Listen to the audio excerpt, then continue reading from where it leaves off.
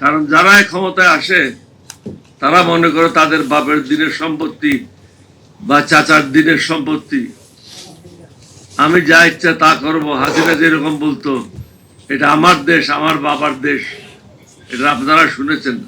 এটা হলো বাংলাদেশ, এটা কারো দেশ না, আমাদের সকলের দেশ।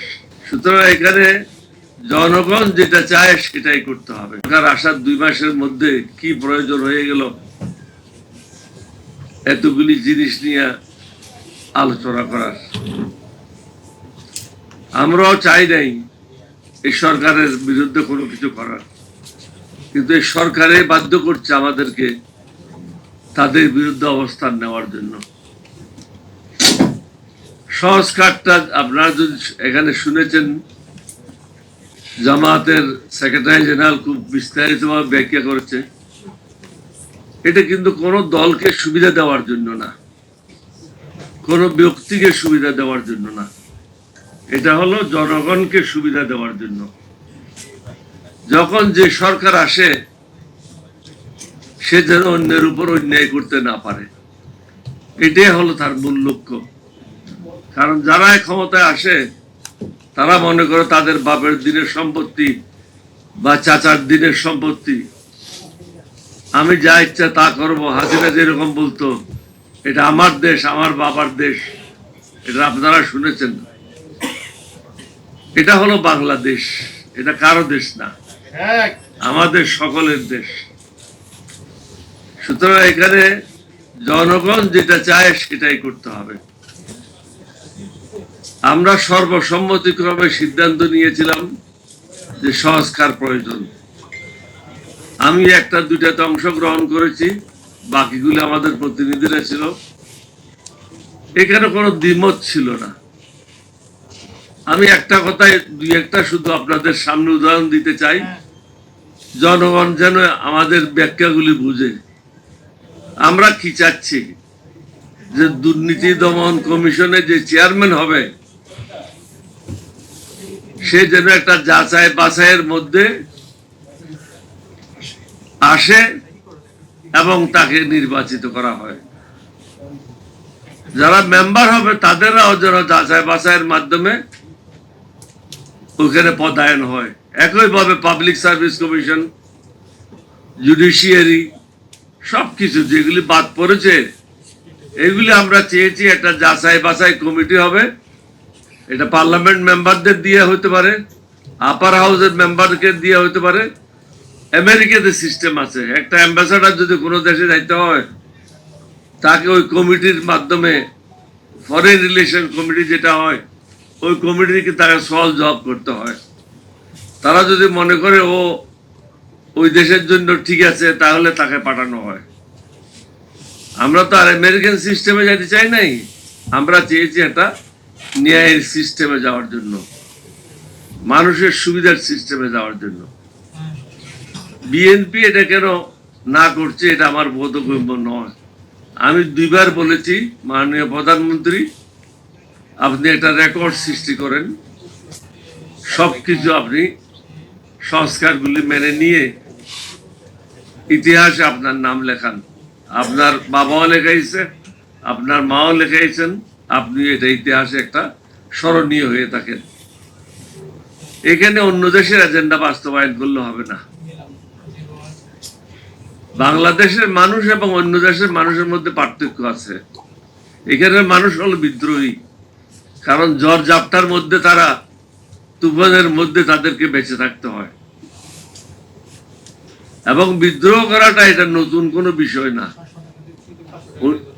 1757 সালেও যে বিদ্রোহ করেছিল সেও বাঙালি ছিল। 1971 সালেও আমরা পাকিস্তানের বিরুদ্ধে বিদ্রোহ করেছি। এরশাদের বিরুদ্ধে আমরা আন্দোলন করে এরশাদকে পতন করেছিলাম। অনুরূপভাবে বিএনপির বিরুদ্ধে ওই দিন জামাত এবং আওয়ামী লীগ মুখ্য ভূমিকা পালন করেছিল। সারা রাত আমরা ঘরে যেতে পারি নাই, পার্লামেন্টে বসা ছিলাম। বসে আমাদেরকে তত্ত্বাবধায়ক সরকার পদ্ধতি পাশ করতে হয়েছিল। আমি এগুলি বলার উদ্দেশ্য হচ্ছে ইচ্ছা করে যদি আমি কোনো একটা সমস্যা সৃষ্টি করি তাহলে এটা আমাকে কেউ সাহায্য করতে পারবে না। মাননীয় প্রধানমন্ত্রী হবে, তার সামনে অনেকগুলি সমস্যা। একটা হলো বিরোধী দলকে পার্লামেন্টে সামাল দেওয়া, দুইটা হলো সংস্কারগুলি বাস্তবায়ন করা, 3 নম্বর হলো তেলের কারণে পেট্রোল, অকটেন, ডিজেল যাই বলেন, এটার কারণে বাংলাদেশে যে প্রভাব পড়বে এটার থেকে বের হওয়া আসা বর্তমান সরকারের পক্ষে সম্ভব না। আমি এটা বলে দিচ্ছি, শব্দটা তাদের পক্ষে সম্ভব না। তারপরে হলো আইন শৃঙ্খলার পরিস্থিতি বাইরে ভালো না। জামাতের আমির সাহেব, সেক্রেটারি জেনারেল সাহেব বললেন কালকে চট্টগ্রামে তুচ্ছ ঘটনাকে কেন্দ্র করে মানুষের যে দুর্ভোগ হয়েছে, রাস্তায় যে দৌড়াদৌড়ি, এটা আমরা আশা করছি না। এইভাবে বিভিন্ন জায়গায় অনেক হত্যাকাণ্ড ঘটছে, আইন শৃঙ্খলার চরম অবনতি হচ্ছে। পার্লামেন্টে আজকে কারা আসছে, এটা না মানার কারণটা কি? 3 ভাগের 1 ভাগ হলো ব্যবসায়ী, আর 1 ভাগ হলো অশিক্ষিত। সশিক্ষিত মানে কি? অশিক্ষিত। এটা অশিক্ষিত না লেখে ভদ্র ভাষায় লেখে কি সশিক্ষিত। ও পার্লামেন্ট কি বুঝবে? একটা বক্তব্য রেখে দিলাম মাইকের সামনে, হ্যাডাম দেখাই দিলাম, বউ দেখলো যে আমার জামাই তো হ্যাডাম দেখাইছে, পার্লামেন্টে একটা বক্তব্য রেখে আসছে।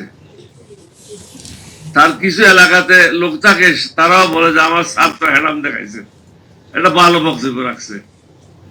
সে যে পার্লামেন্ট শব্দ বানানো করতে পারে না, এটা তো বহু বুঝে না। সংস্কার কি জিনিস, এটা তো তার বউ বা তার সমর্থকরা বুঝে না। সুতরাং মাননীয় প্রধানমন্ত্রীকে চারিদিকের থেকে কিছু দুষ্ট চক্র ঘিরে রেখেছে। আপনাকে এই দুষ্ট চক্র ভেদ করতে হবে, অভিজ্ঞ লোকদের পরামর্শ নিতে হবে। পরামর্শ নিতে কোনো আপত্তি নেই। আমি এখানে একটা উদাহরণ দিতে চাই।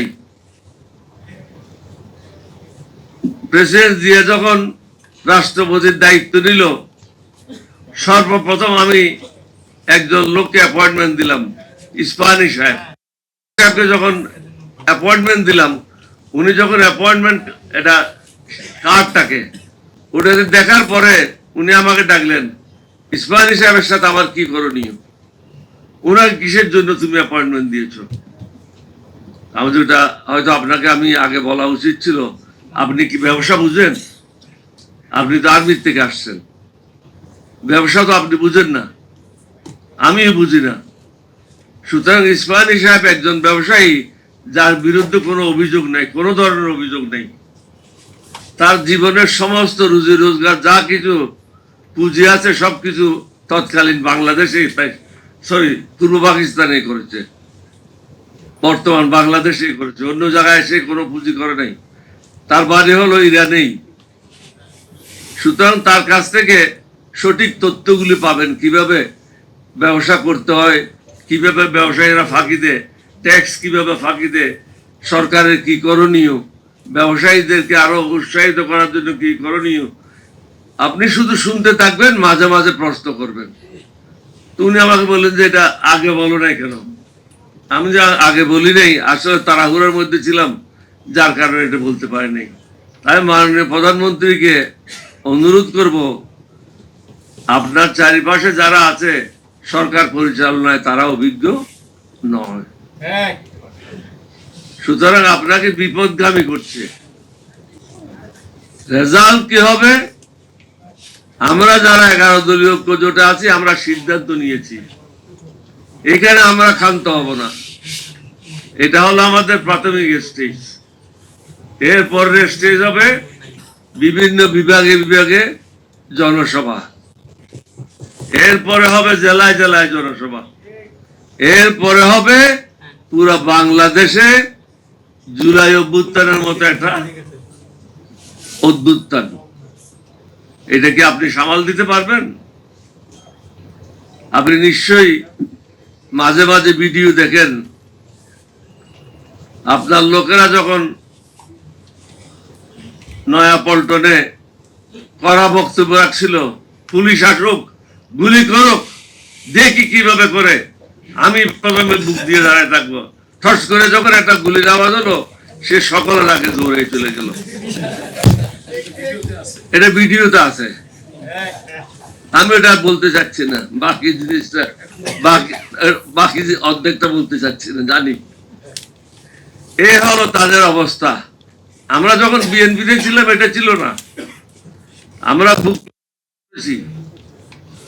আপনাদের অবগতির জন্য জানাতে চাই, এরশাদের বিরুদ্ধে সর্বশেষ পতনের মিছিলটা আমার নেতৃত্বে হয়েছিল। আমার সাথে ছিল আমানুল্লাহ আর খায়রুল কবির খোকন আর ছাত্র দল যুব দলের নেতারা। আমরা শুরু করেছিলাম গুলিস্তান থেকে, আমাদের লক্ষ্য ছিল মৌচাক পর্যন্ত যাওয়া।